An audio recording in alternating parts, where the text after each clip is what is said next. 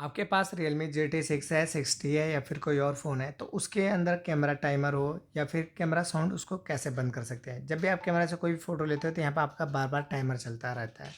तो जब भी फ़ोटो क्लिक होती है फिर भी एक क्लिक का साउंड आता है, तो उसको भी आप अपने फ़ोन से कैसे बंद कर सकते हो?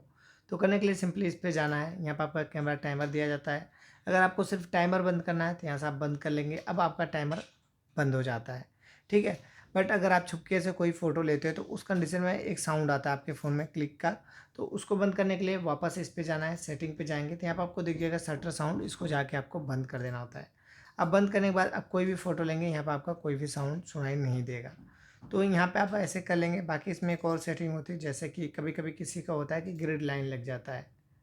ऐसे जाने के बाद एक ग्रिड लाइन आ जाता है तो उसको रिमूव करने के लिए जाके उसी जगह से आपको बंद कर देना होता है, तो यहाँ से आपका ग्रिड लाइन भी बंद हो जाएगा। तो कुछ इस तरह से आप अपने फ़ोन में कर लेंगे। अगर वीडियो अच्छी लगेगी तो लाइक, कमेंट, शेयर, सब्सक्राइब कीजिएगा। मिलते हैं नेक्स्ट वीडियो में, तब तक के लिए बाय बाय।